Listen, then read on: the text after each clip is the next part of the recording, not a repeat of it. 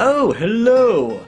I'm the state, and I'm here to inform you that your neighbors have voted that I now own your house.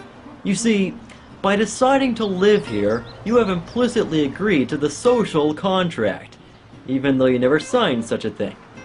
And the social contract says that it's okay for your neighbors to vote to give me your house.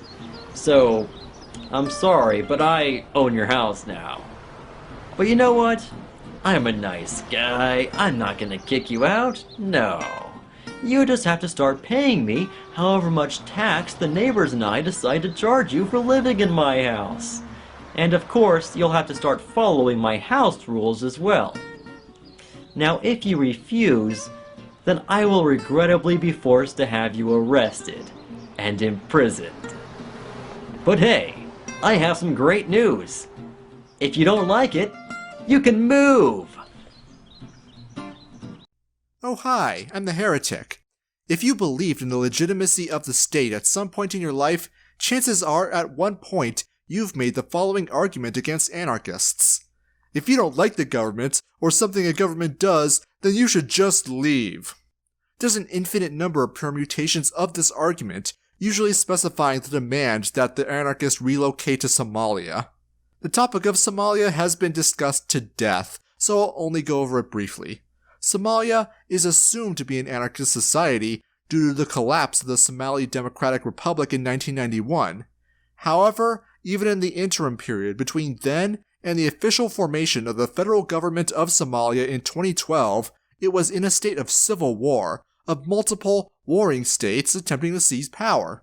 Said federal government has been in power since 2012, so any argument that it's a voluntary society now is, well, not accurate. Put simply, no. I will not be moving to Somalia, no matter how many times it's asked of me. Anyways, actions speak louder than words, or so it's said. The reasoning behind the "you can move" argument is an attempt to expose the preferences of the anarchist as revealed by their actions rather than their words. In this case, the inaction of anarchists to relocate to a free voluntary society demonstrates our preference for living under state societies. This identifies hypocrisy. How we're saying states should not exist, or it would be better to live without states, while at the same time we still choose to live under state dominion. At best, it means we don't live up to our principles, and at worst, it means we're giant freaking hypocrites. Why would anyone else care about our beliefs if we don't care enough to live them? It's like getting a dissertation on Austrian economics from Bernie Sanders. They might not be wrong, but are you really going to take what they say seriously? As far as argumentation is concerned, it is pretty compelling, as an attack on a person's credibility. However, the argument falls apart at both the practical and logical level. First, the practical problem. Well, one does not simply leave a nation-state. There are many steps and expenses that need to be taken into account, none of which are completely insurmountable, and nothing I should say should be misconstrued as suggesting these problems cannot be overcome, or that there are costs that make the status quo unaffordable. However, we must also recognize that these problems do impose genuine burdens on people's lives and will work as a barrier to preventing otherwise principled anarchists from leaving, assuming that this hypothesis of the "you can move" argument is completely 100% accurate. First is the cost of moving. For many people, and this includes anarchists because, yes, anarchists are people too, their occupation is bound to their geography. Moving means opportunity costs in lost revenue. It also involves direct expense of packaging up belongings, having them shipped to the new location, purchasing or renting a new place to live, setting up utilities like electricity where applicable. These are going to be the case no matter what. Some can be mitigated, such as if you're moving to a house that's closer to your job, but there will always be a cost associated. In addition, there are barriers to leaving a nation-state directly. A prospective emigrant needs to have a passport, a small booklet purchased from a state where the state gives their captive tax cattle permission to leave their jurisdiction, something the state reserves the right to revoke at any time even without the tax cattle's knowledge or consent. Without this permission, it is illegal to leave the nation-state, and attempting to do so makes one subject to an involuntary encounter with legislation enforcers who may seek to extort or kidnap the aspiring emigrant in compensation for their crimes. And even if one has a passport or could leave and avoid legislation enforcement, there is no guarantee that any of the other nation-states on Earth would receive me. States with unjust dominion over their borders may close them for any reason they wish. The European Union, for example, has closed its borders to the United States and vice versa. Being able to just leave means there is another destination to travel to, otherwise one can't leave at all. Try living this universe, and you'll see what I mean. Even if I could travel to Europe from the US, I would be doing so because I do not want to be subject to state rule. Yet, Europe is entirely under the dominion of states. In fact, so is the rest of the world. So if I wanted to live up to my principles as an anarchist and live in a free, voluntary society, I have no destination. There is nowhere for me to go to be free of states.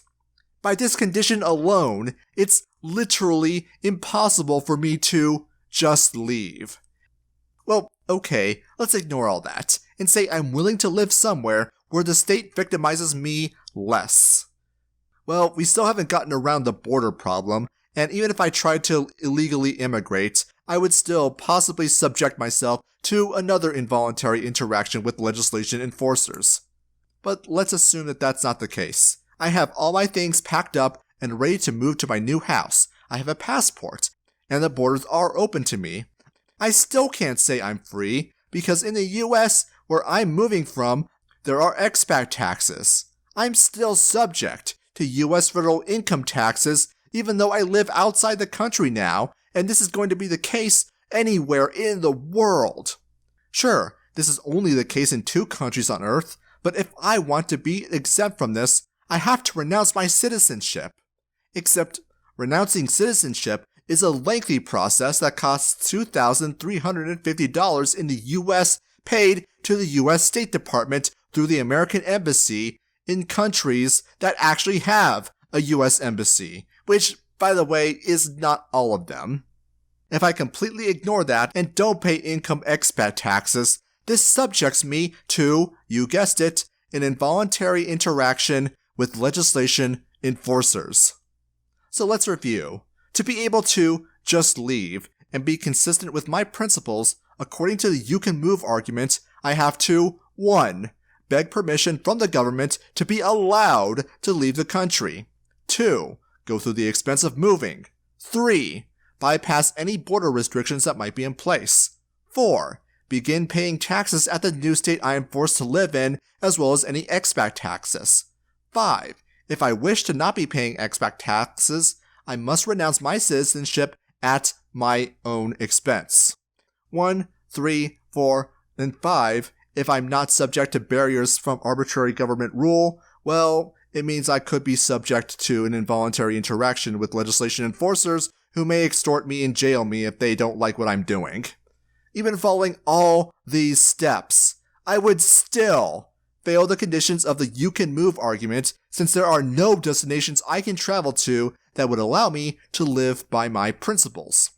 As such, the you can move argument is a principle whose standards are impossible to meet, and from this alone, we can characterize it as an invalid argument. As if the point that no, I cannot simply just leave didn't do so already. But, once again, let's ignore all that. Let's assume I was free to travel, expat taxes didn't exist, borders were always open, and citizenship was irrelevant. Let's also assume I could very easily teleport myself and my stuff into an actual anarchist society that existed. So I'm waiving all expenses, all barriers, and all conditions. Then, would the you can move argument be valid? Of course not, but I think you already knew the answer to that. The proposition itself shifts the burden of proof away from the active party and onto the passive one, which must now justify their inaction.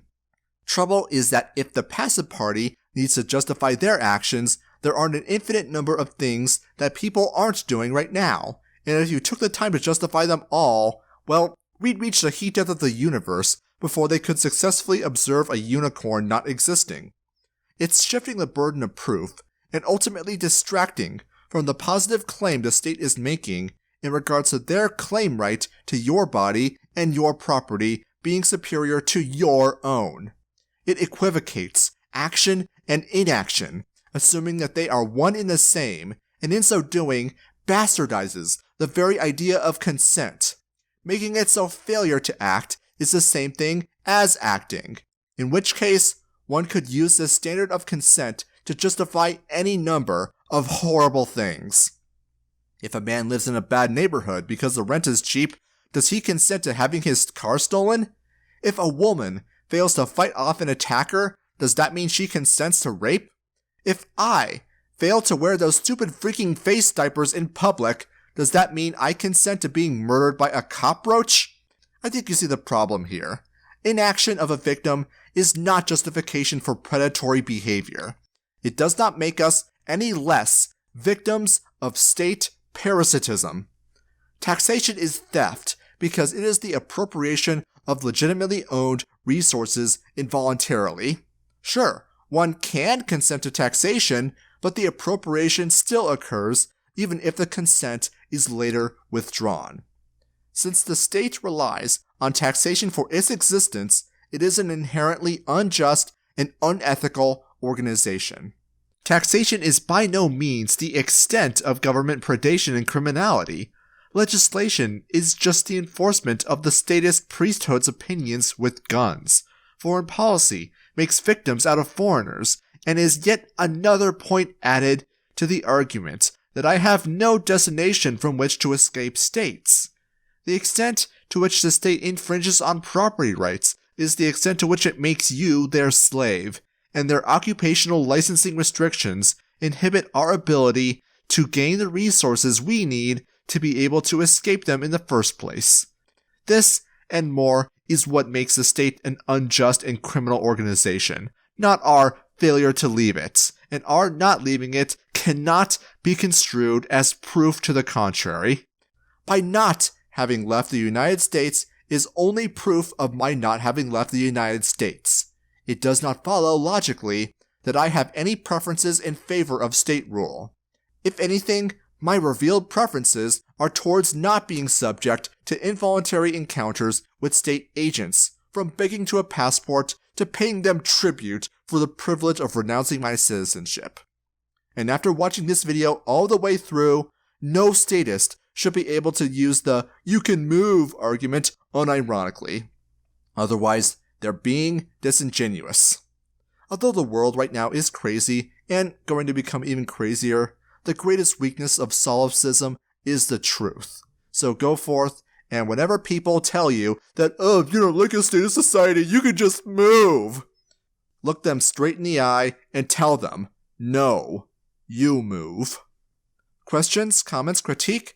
How often do you hear the "you can move" argument? Leave a comment below. Like, share, and subscribe to become a heretic today.